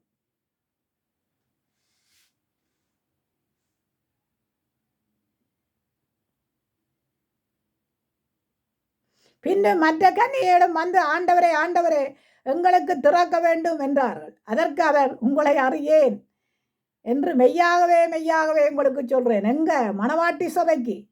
மணவாட்டி சபை ஆயத்தமாய் இருக்க இல்லையென்றால், அதனாலதான் ஆண்டவரிடத்தை சொல்றாரு என்னன்னு கேட்டா, அழைக்கப்பட்டவர்கள் சபையிலே பலராய் இருக்கலாம், வேதத்தின்படி நடக்காமல் இருக்கிறவர்களினாலே ஆண்டவர் எவர்கள் வேதத்தின்படி நடக்கிறார்களோ, சத்தியத்தின்படி நடக்கிறார்களோ அவர்களைத்தான் தேவன் கொண்டு போவாரே ஒழிய. அதனாலதான் சொல்றார், உங்களுக்கு முன்னம் பாவிகளும் பரதேசிகளும் விதவைகளும் போய்விட்டார்கள் பரலோக ராஜ்யம், மனம் திரும்புறவன் போவான் பரலோக ராஜ்யம். இங்க மனம் திரும்பாமல் கனியற்ற வாழ்க்கை வாழ்ந்து கொண்டு, பொய் சொல்லிக்கொண்டு, அடுத்தவன் குடியை கெடுத்துக்கொண்டு, சமாதானமற்ற வாழ்க்கை வாழ்ந்து கொண்டு, அக்கியமில்லாத வாழ்க்கை வாழ்ந்து கொண்டு, இங்கே நாங்கள் பார்க்க ஒரு மனப்பட்டு அப்பம் விட்டார்களாம். இன்றைக்கு ஒரு மனம் எப்படியா இருக்கிறதாம்? எங்களுக்கு பிடித்தவங்களோடு ஒரு மனம், எங்களுக்கு பிடிக்காதவங்களோடு ஒரு மனம் இல்லை. அப்படிப்பட்ட வாழ்க்கை வாழ ஆண்டவர் இங்கே வர இல்லையப்பா உங்களுக்கு.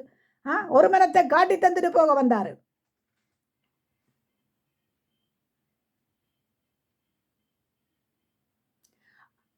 அப்ப நாங்கள் பார்க்கிறோம் என்னென்று கேட்டா, மனுஷகுமாரன் வரும் நாளையாவது நீங்கள் அறியாதிருக்கிறபடியால் என்ன செய்ய வேணுமாம்? விழித்திருங்கள்.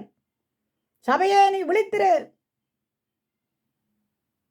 குடும்பங்களை நீங்க விழித்திருங்கள். சபைக்கு இருக்கிற குடும்பங்கள் விழித்திருக்க வேண்டும். மேப்பர் குடும்பமாயிருந்தானே, மூப்பர் குடும்பமாயிருந்தானே, ஊழியக்கார குடும்பமாயிருந்தானே, விசுவாச குடும்பமாயிருந்தாலும் விழித்திரு. ஜெபத்துல விழித்திரு. இன்னைக்கு ஜெபம் வேண்டாம், படிப்பும் பட்டமும் எங்களுக்கு ஜெபத்துக்கு தடையாயிருக்கிறது. வரப்போகிற யுத்தம் உங்களை படிப்பில் கொண்டு போகுமா? பட்டத்தில் எந்த நாட்டுக்குள்ள போய் ஓடி போய் வேண்டு திருப்பி அந்த நாட்டு படிப்பை படித்து யுத்தம் வேலை செய்ய போகிறீங்க? நாட்டில் இருக்கும் வரைக்கும் படிப்பு தேவைதான், பட்டம் தான். ஆனால் முதலாவது தேவன் தேவை என்பதை என்ன யோசியுங்க. உலகத்தான் சொல்கிறான், முதலாவது தேவனுடைய ராஜ்யத்தையும் அவருடைய நீதியையும் சுதந்திரத்தையும் தேடு. உலகத்தான் சொல்கிறான். அதுக்கப்புறம் உனக்கு எல்லாம் கொடுக்கப்படும். நீங்க சொல்லுவீங்களா என்ன? கர்த்தருக்கு பிரியமானது இன்னதென்று அறிந்து நடக்க வேண்டும்.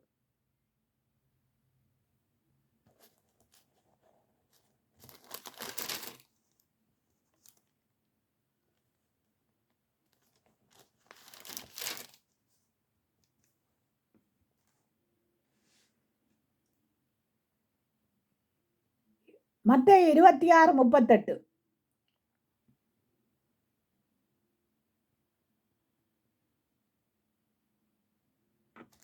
அப்பொழுது அவர், என் ஆத்துமா மரணத்துக்கு எதுவான துக்கம் கொண்டாடி கொண்டிருக்கிறது, நீங்கள் இங்கே தங்கி என்னோட கூட விழித்திருங்கள் என்று சொல்லி சற்று அப்புறம் போய் முகங்கும்புற விழுந்து, என் பிதாவே, இந்த பாத்திரம் என்னை விட்டு நீங்க கூடுமானால் நீங்கும்படி செய்யும். ஆகிலும் என் சித்தத்தின்படி அல்ல, உம்முடைய சித்தத்தின்படியே ஆக்கடவுது என்று ஜெபம் பண்ணினார். என்ன பண்ணினாரா? ஜெபம் பண்ணினார். ஆண்டவரிடத்துல போய் இந்த ஜெபம் பண்ணணும். உம்முடைய சித்தத்தின்படி எங்களை நடத்துங்க ஆண்டவரே, உம்முடைய விருப்பத்தின்படி நடத்துங்க ஐயா. என்னுடைய விருப்பத்தின்படி அல்ல, உம்முடைய விருப்பத்தின்படி. அப்ப மரணத்துக்கு எதுவான வியாகுலப்படுகிறது ஆண்டவருடைய இருதயம். இங்க சொல்றார் சீசர்களுக்கு என்னன்னு கேட்டா, விழித்திருங்கள். அதற்கு பேதுரு, நான் உங்களோடு அப்பொழுது இயேசு அவர்களோடு கெத்செமனா எனப்பட்ட இடத்துக்கு வந்து சீசர்களை நோக்கி, நான் அங்கே போய் யவம் பண்ணும் அளவும் நீங்கள் இங்கே உட்கார்ந்திருங்கள் என்று சொல்லிவிட்டு உட்கார்ந்துருங்கள் என்று சொல்றார். உட்கார்ந்துருந்தா என்ன செய்யணும்? ஆண்டவர் அங்கே போட்டார். ஆண்டவருக்காக ஜெபம் பண்ணணுமா இல்லையா?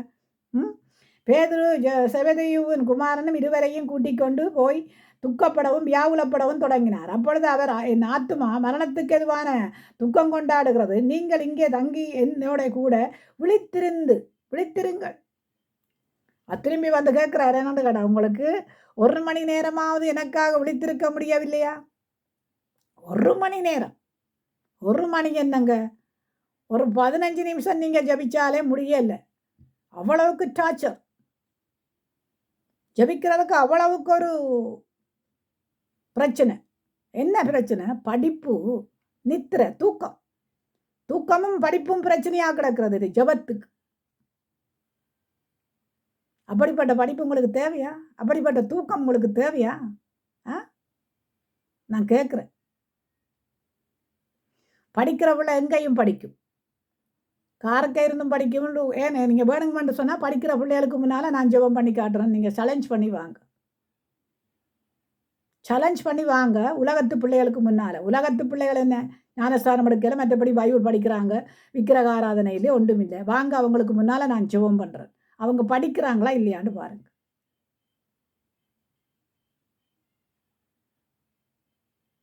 ஆனால் உங்களோட பிள்ளைகளுக்கு என்ன சொல்லுங்க, அப்பனுக்கு பௌசை வந்தால் அர்த்தராத்திரியிலையும் குடப்பிடிப்பாங்களாம். ஏன்னா அப்பனுக்கு பௌசை வந்தால் அர்த்தராத்திரியிலும் என்ன செய்வாங்களாம்? குடப்பிடிப்பாங்களாம். என்னென்ன மழை பெய்யுது. இந்த பௌசை பெருமை, பௌசைன்றது பெருமை. அதுக்கு எதிர்த்து நிற்கிறதுக்கு தான் ஆண்டவர் எங்களை அழைச்சார். பெருமைக்கு எதிர்த்து நிற்கிறார் தேவன். அப்போ இங்கே பார்க்குறோம், நீங்கள் சோதனைக்குட்படாதபடிக்கு விழித்திருந்து ஜெபம் பண்ணுங்கள்.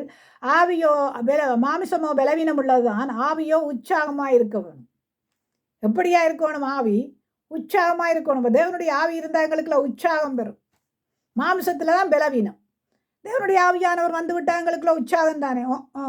மெல்ல குறை, சின்னமாக குறை, இப்படி குறை, அப்படி குறை. உனக்குள்ள ஆவி இல்லை, அதனால் நீ குறைக்கிற எல்லாத்தையும். என்ன, எங்கள் இடத்துல ஆவி இருக்குது, அதனால நாங்கள் உயர்கிறோம். நீ தென்னை பிள்ளையில ஏறாக்க அரவாசியில இருந்து தேங்காய் பிடுங்க முடியுமா? உச்சத்துக்கு போனா தான் தேங்காய் பிடுங்க முடியும். நீ அரவாசியில நின்று கொண்டு அரவாசியில நிற்கிறேன் தேங்காய் வருதுலன்னு சொல்ல முடியுமா என்ன? அப்போ நீங்கள் பல்லவத்துக்கு போகிறேன்டா, நீ உச்சத்துக்கு போனா தான் பல்லவத்துக்கு போக முடியும். கீழே நின்று கொண்டு நான் பல்லவத்துக்கு போவேன் என்று சொல்லி கொண்டு இருக்க முடியாது. அவருடைய கற்பனைகளையும் கட்டளைகளையும் கட்டிக்கொண்டு வாழ்ந்தால் தான் பல்லவத்துக்கு போக முடியும். இரக்கமில்லாத அரக்கர்களாய் வாழக்கூடாது.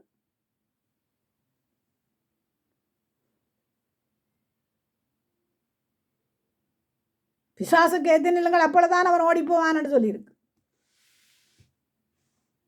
அவர் திரும்பி வந்தபோது அவர்கள் மறுபடியும் நித்திரை பண்ணுகிறதை கண்டார். அவருடைய கண்கள் மிகுந்த நித்திரை மயக்கம். ஆனால் நாங்கள் 10 மணிக்கு படுத்தோம் என்று சொல்லி சொன்னால், நாங்கள் 8 மணிக்கோ 9 மணிக்கோ எழும்பும் வரைக்கும் நீங்கள் ஜபிக்கக்கூடாது. எழும்பி நாங்கள் அதிலேருந்து சாப்பிட்டு குடிச்சு வெளியில் போகும் வரைக்கும் நீங்கள் ஜபிக்கவே கூடாதப்பா. நாங்கள் யாரு? பாசற்ற பிள்ளைகள். நாங்கள் யாரு? மூப்பற்ற பிள்ளைகள். நாங்கள் யாரு? இதெல்லாம் சொல்லும் வெக்கமா இல்லை உங்களுக்கு? வெக்கம் என்ற இதுகளே கிடையாது. உலகத்தான் பார்த்து சிரிக்கக்கூடிய அளவுக்கு வைக்காதீங்க. அம்மா பாஸ்டர்ட்ட மனைவிக்கும் தான் சொல்கிறேன், பாஸ்டர் மாற்ற மனைவிமாருக்கும் தான் சொல்கிறேன்.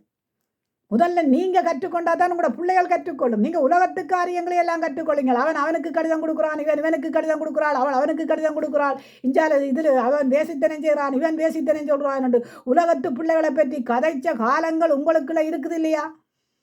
ஒருக்கா இல்லையென்று சொல்லுங்க பாப்போம். இல்லையென்று சொல்லுவீங்களான்னா உங்களை நீங்களே வஞ்சிக்கிறவர்களா இருக்கிறீங்க. ஏன் இப்போ ஒரு 2-3 வருஷத்துக்கு முன்னாம நீங்கள் கதைச்சிருக்கிறீங்க. கதைக்கலைன்னு மட்டும் சொல்லாது. ஆனால் உங்களோட பிள்ளைகளை பற்றி கதைச்சா உங்களுக்கு பின் முதுகில் இருந்து அப்படியெல்லாம் பாருங்க சூடாகி வருகுது. அதெல்லாம் புள்ள. ஏன்னு கேட்டால் மற்றவனை பற்றி கதைக்கிற நீ உன் பிள்ளைய பற்றியும் கதை. உன் பிள்ளை செய்கிறதெல்லாம் திறம், மற்றவன் செய்கிறதெல்லாம் புள்ள. உன் பிள்ளை டிக்டாக் வச்சுருக்கலாம், உன் பிள்ளை ஃபேஸ்புக் வச்சுருக்கலாம், உன் பிள்ளை இன்ஸ்டாகிராம் வச்சுருக்கலாம், உன் பிள்ளை எல்லாத்தையும் வச்சுருக்கலாம். ஆனால் அடுத்தவன் வச்சுருந்தா பிரசங்கம் பண்ணுவீங்க பாருங்க. ஓஹோ, அந்த மாதிரி. அவள் டிக்டாக்ல இருக்கிறாள், அவளோட உடுப்பு சரியில்லை, அவளுடைய இது சரியில்லை, அவளுடைய அது சரி. உன் பிள்ளை டிக்டாக்கு இருக்கிறபடியாத்தான் அவளுடைய உடுப்பு சரியில்லை, இவளுடைய உடுப்பு சரியில்லை என்று பார்க்குது. யாருக்கு அவன் பிள்ளை போகுது? நியாயமான கதையா இது?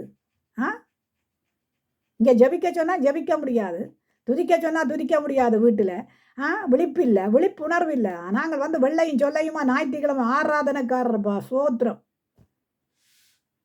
ஆண்டவர் அந்த இடத்துல எங்களை ஏன் வச்சிருக்கிறாரு நினைக்கிறீங்க? நான் ஏன் வர தாமதிக்கிறேன்னு நினைக்கிறீங்க? ஜனம் மனம் திரும்ப வேணும். நாளைக்கும் ஆண்டவர் வந்துடுவாரப்பா. அவருக்கு என்ன பிரச்சனை? ஒன்றுமே இல்லை அவருக்கு. என் பிள்ளைகள் மனம் திரும்பினா நான் சுருக்கா போகிறேன். எனக்கு என்ன பரலோகத்தில் பிரச்சனை? என்னை ஆராதிச்சு கொண்டிருக்கிறார்கள், துதிச்சு கொண்டிருக்கிறார்கள், பாடிக்கொண்டிருக்கிறார்கள். ஒரு ஆட்டை கொண்டு வந்தால் பல்லவராட்சியம் கலிகூற போகுது. அவருக்கு என்ன பிரச்சனை? அவர் ஆண்டவர் இல்லையா? அவருக்கு என்ன பிரச்சனை? அவருக்கு துக்கமும் தியாரமும் என்ன? உங்களை குறிச்சுத்தான். தன்னை குறிச்சு இல்லை, தன் பிதாவை குறிச்சு இல்லை, ஆவியானவரை குறிச்சு இல்லை, உங்களை குறிச்சு. நீங்கள் மனம் திரும்ப வேணும், நீங்கள் ஆண்டவருக்குள்ள வளர வேணும், நீங்கள் ஆண்டவரோடு நடக்க வேணும் என்று நீங்க என்னோடு விழித்திருக்க வேண்டும். நான் வரும்போது நீங்க விழித்திருந்தா தான் உங்களை கொண்டு போகலாம். நீ தூங்கி கொண்டிருந்தால் எண்ணெயும் இல்லாம தீவட்டியும் இல்லாம ஒன்றும் இல்லாம தூங்கி கொண்டிருந்தால் தீவட்டி இருந்து போதாது, எண்ணெய் இருந்தா தான் எரியும். ரெண்டும் இருக்க வேணும். தீவட்டியும் இருக்க வேணும், எண்ணெயும் இருக்க வேணும். எண்ணெய் இருந்து தீவட்டி இல்லாமல் இருந்தால் எரியாது. எண்ணெய் இல்லாமல் தீவட்டி இருந்தால் எரியாது. தீவட்டி இல்லாமல் எண்ணெய் இருந்தாலும் எரியாது. மூளை இருக்கா உங்களுக்கு? அதுக்கு தான் ஆண்டவர் சொல்றார், வேதத்தை படி, வேதத்தை படிச்சு கொண்டே இரு.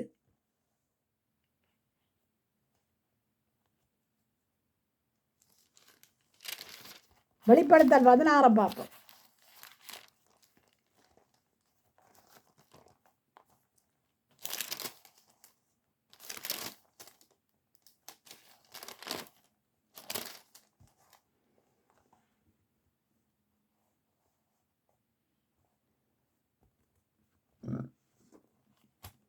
வெளிப்படுத்தல் 16:15 பார்ப்போம். இதோ திருடனைப் போல வருகிறேன், தன் மானம் காணப்படத்தக்கதாக நிர்வாணமாய் நடவாதபடிக்கு விழித்து கொண்டு தன் வஸ்திரங்களை காத்து கொள்ளுகிறவன் பாக்கியவான். தன் மானம் காணப்படாதபடிக்கு.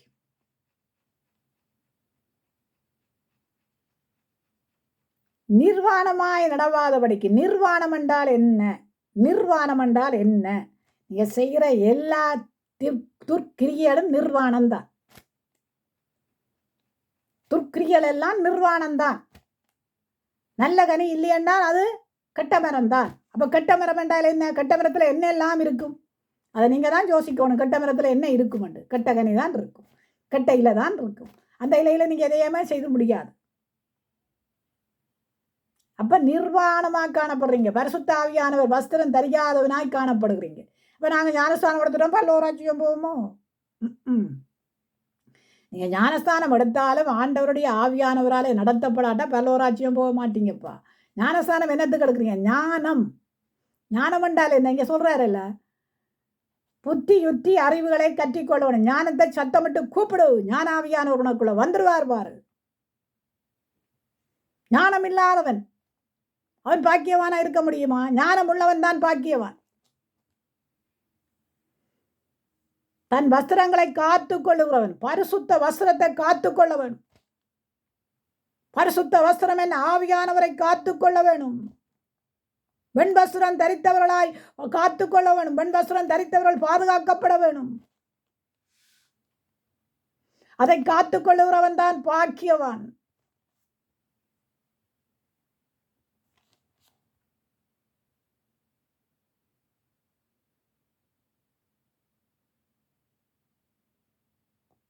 இன்னைக்கு வெளிப்படுத்தல பார்க்கிறோம். என்ன வெளிப்படுத்தல நாங்கள் பார்க்கும்போது விழித்திரு விழித்திரு விழித்திருக்க வேணும். இதயத்தினால விழித்திருக்க வேணும். இருதயம் திருக்குள்ளதா இருக்கக்கூடாது, திருக்குள்ள இருதயமா இருக்கக்கூடாது. என் வாய் சொன்னா உள்ளதை பேச வேணும், உள்ளதை செய்ய வேணும், புத்திமதிகளை சொல்லிக் கொடுக்கணும். ஏன் இந்த நாவை தந்தார் ஆண்டவர்? காட்டை கொளுத்துறதுக்காக தந்தார், அல்ல வீட்டை கொளுத்துறதுக்காக தந்தாரு. கர்த்தருக்கு பிரியமான காரியங்களை செய்யத்தான் நாவை தந்தாரு. நீங்க மற்றவனுக்கு கோபம் ஊட்டுவீங்களாம், மற்றவனை உச்சியிலேருந்து உள்ளங்கால் வரைக்கும் கோபத்தை ஊற்றி ஏற்றுவீங்களாம். அவனுக்கு கோபம் வராமல் இருக்குமா என்ன? நீங்கள் சொல்லுங்களேன். ஒரு இடத்துல ரட்சிக்கப்பட்டு பின்வாங்கி போனவனும் இருக்கிறான், ரட்சிக்கப்பட்டவனும் இருக்கிறான், ரட்சிக்கப்படாதவனும் இருக்கிறான். நீங்கள் எங்கே இருக்கிறீங்க? பரிசுத்த சபையில் இருக்கிறீங்க. நாளுக்கு நாளாக ஞாயிற்றுக்கிழமை ஆராதனை பிள்ளைகளாக போகிறீங்க. ஆனால் வந்து ஒரு காரியத்தை புத்திமதிகளை சொல்கிறத கேட்காமல் நீங்கள் அது சரி, அது அவங்க சொல்கிறது சரியென்று தெரிஞ்சு கொண்டு அதை பிள்ளையாக மாற்றுறதுக்கு உங்களுக்கு புத்தி வருது பாருங்க. அது எங்கே இருந்து வருது? பிசாசுட்டை. செய்யாது என்று அவங்க சொல்கிறாங்க. எங்கே இருந்து வருது உங்களுக்கு? பிசாசுக்கு இடம் கொடுக்குறீங்க பாருங்க. புத்திமதிகளை தள்ளி விடுகிறவன் மதிகட்டவன், மதிகட்டவன் மதிகட்டவள்.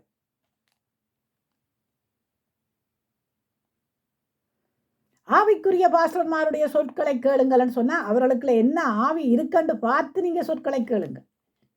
அவருடைய ஆண்டவருடைய ஆவி இருந்தால் அடுத்தவனை பிரிக்காது, அடுத்தவன் குடும்பத்தை கெடுக்காது, அடுத்தவனுடைய காரியங்களுக்குள்ள தலைவிடாது. புத்திமதிகளை சொல்லிக் கொடுக்கும், கண்டித்து உணர்த்தும். ஏவா இது செய்யாத, கண்டித்து உணர்த்தும். தன் பிள்ளைகளையே கண்டித்து உணர்த்தாதவன் தாய் தகப்பனாய் இருக்க முடியாது. அவங்க ஆவிக்குரிய தாய் தகப்பனாய் இருக்க முடியாது. அவங்க மாம்சத்துக்குரிய தாய் தகப்பன்.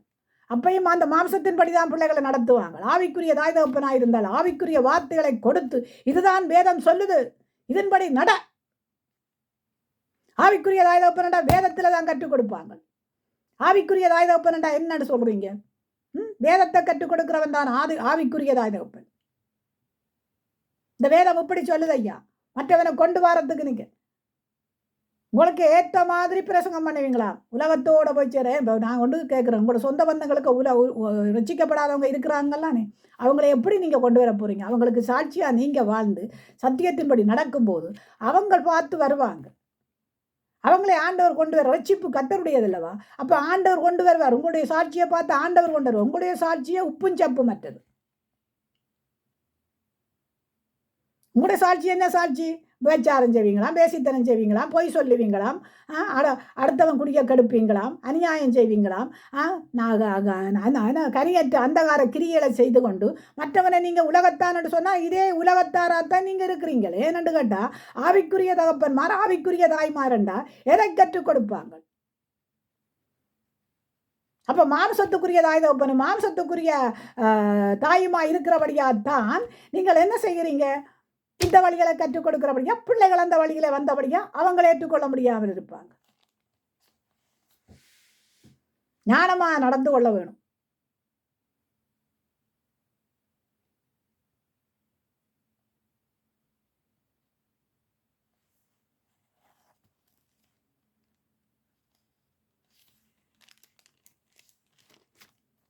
கர்த்தருக்கு பிரியமில்லாத காரியங்களை நாங்கள் செய்து கொண்டு கர்த்தருக்கு பிரியமாக நடக்கிறோம், கர்த்தருக்கு பிரியம் என்றால் என்னங்க?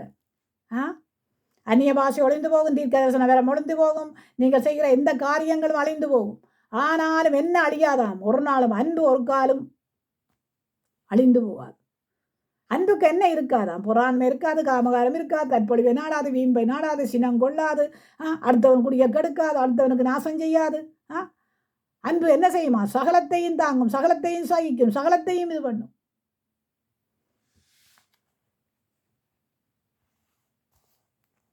அன்பினால தான் அவங்க புத்திமதி சொல்கிறாங்க. எந்த தாயோ தகப்பனோ அல்ல எந்த சகோதரங்களோ சகோதரிகளோ புத்திமதி சொல்லேக்க அவங்க அன்பு இல்லாமல் ஒரு பிள்ளையோட புத்திமதி சொல்ல போக மாட்டாங்க. ஏன்னா ஒரு தாய் 10 மாதம் சுமக்கிறாள். அதனால தான் ஆண்டவர் சொல்கிறாருன்றா, ஒரு தாயை போல உன்னை தேற்றுகிறேன், தாயை போல தேற்றுகிறேன், தகப்பனை போல உன்னை சுமக்கிறேன், தகப்பனை போல உன்னை சுமக்கிறேன், தாயை போல உன்னை தேற்றுகிறேன். ஒரு தாய் தான் அட்டி தேற்றுவாள். ஒரு தகப்பன் பிள்ளையை சுமக்க முடியும். அப்ப அப்படியா நடக்கிறவர்களா இருக்க வேண்டும். கர்த்தருக்கு பிரியமில்லாத காரியங்களை செய்து கொண்டு நான் வாழ்றேன், நான் இருக்கிறேன் சொல்லி சொன்னா பிள்ளை. எந்த தாயும் தன் பிள்ளையை மறக்க மாட்டாள். தாய் மறந்தாலும் நான் மறக்க மாட்டேன்னு சொல்லி இருக்கிறதுக்கு காரணம் என்ன? தாய் ஒரு நாளும் மறக்க மாட்டாள் என்று ஆண்டவருக்கு தெரியுமே. ஒரு நாளும் தாய் மறக்க மாட்டாள். அதனாலதான் ஆண்டவர் சொல்றாரு அந்த காரியத்தை. தாய் மறந்தாலும் நான் மறக்க மாட்டேனப்பா, நான் தாய்க்கு தாயாக இருப்பேன். உங்களுக்கு அது புரிஞ்சு கொள்ள முடியல பாருங்க. எந்த தகப்பன் மறந்தாலும் நான் மறக்க மாட்டேன். அவர் தகப்பனாக இருக்கிறார், தாய்க்கு தாயாகவும் தகப்பனுக்கு தகப்பனாயும் இருக்கிறார். அதனால தாய் தகப்பனை உருவாக்கினார்.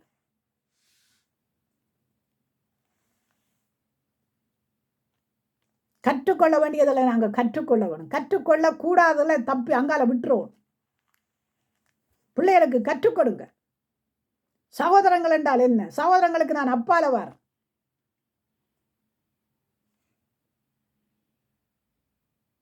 மாம்சத்துக்குரிய ஒரு சகோதரனை கொண்டு வர முடியாம நான் சாட்சி இல்லாத வாழ்க்கை வாழ்ந்தா அந்த வாழ்க்கை இல்லப்பா. அது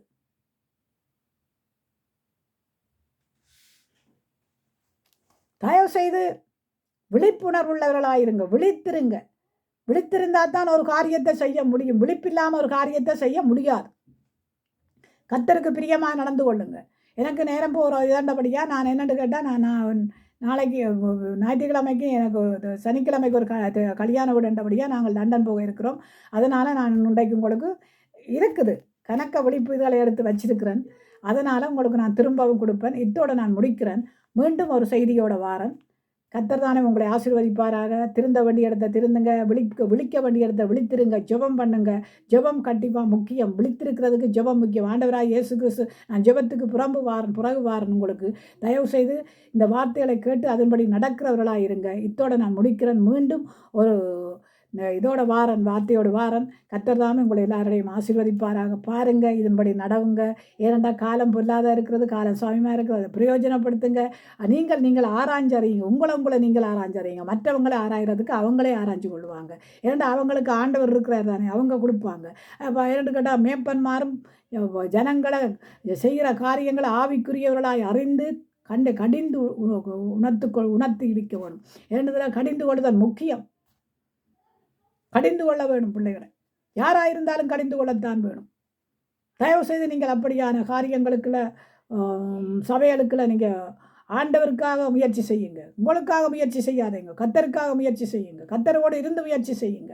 கர்த்தரிடத்துல கேளுங்க. இந்த காலையில் நான் எடுத்தது வசனங்கள் தீர்ப்பு, ஜெபம், மற்றது விதவை, இப்படியான காரியங்களை எழுதி வைத்திருந்தேன். ஆண்டவர் தந்து தான் எழுதி வைத்திருக்கிறேன். ஆண்டாலும் அது அங்கே வைக்க வேணும். எங்கே காலையில் கொடுத்தார் பாருங்க, இவ்வளவு வசனத்தையும் எழுதி இதன்படி சொல். இது நான் பேசலைங்க, கர்த்தர் பேசுகிறாருங்க. போன ஞாயிற்றுக்கிழமை கர்த்தர் தானுங்க அந்த வசனத்தை எடுத்து தந்தார். இன்றைக்கும் அவர் தான் எடுத்து தந்தார். இன்றைக்கும் நான் அதைத்தான் கொடுக்குறேன். ஏன்னா காலம் பொல்லாத இருக்கிறது, காலம் சமயமாக இருக்கிறது இல்லையா? இன்றைக்கு பார்த்தீங்க தானே, அலாமேன்னு அடிக்கிறாங்க. எந்த நேரத்தில் என்ன நடக்கும்னு தெரியாது தேசங்களில். அப்படி இருக்கும்போது நாங்கள் என்ன உள்ளவர்களாக இருக்கணும்? விழிப்புணர்வுள்ளவர்களாக இருக்கணும். யாரோட கசப்பு, யாரோட வெறுப்பு, யாரோட துர்க்குணம், யாரோட வீம்பு இதெல்லாம் நம்ம பரலோக ராஜ்யத்துக்கு கொண்டு போகுமா என்ன? ஆண்டவர் அதனால சொல்கிறார், இவர்களை விட்டு நீங்கள் விலத்தியிருங்கள். இப்படிப்பட்டவர்களை அதாவது கனியற்ற வாழ்க்கை வாழுகிறவர்களை விட்டு நாங்கள் விலத்தி இருக்கணும். சொல்லியும் செய்யாதிருக்கிறவர்களை விலத்தி இருக்கணும். கர்த்தர் தானே நம்மளை நடத்த வேணும். ஏன்னா வேதத்தை தூக்கிட்டோம், அதன்படி தான் நடக்கணும். வேதத்தை தூக்கி கொண்டு நாங்கள் அங்கே அதுவும் பாடும் இதுக்கும் பாடும் மட்டும் நடக்க முடியாது. நாங்கள் பார்க்க இன்னொரு குடும்பம் பிரிந்து இருக்குது. அந்த குடும்பத்தை பார்த்து என் குடும்பத்தை பிரிக்க முடியுமா என்ன? இன்னொரு குடும்பம் பாலாவட்டியாக இருக்குது. அந்த குடும்பத்தை பார்த்து நான் பாலாவட்டியாக இருக்க முடியுமா? எனக்கு வேதம் அப்படியா சொல்லித்தருது உங்களுக்கு? பல குடும்பங்களை பார்த்து தான் பல பேர் காரியங்களை கையாளுகிறாங்க. அந்த குடும்பம் அப்படி இருக்குது, இந்த குடும்பம் அப்படி இருக்குது, நீயும் அப்படி இரண்டு. என் பிள்ளை அப்படி இருக்கிறான், நீயும் அப்படி இரு. கூடாத காரியம். மற்றவர்களை பார்த்து வாழ்க்கை நடத்தாதீங்க. ஆண்டவர்கிட்ட வசனத்தை பார்த்து வாழ்க்கை நடத்துங்க.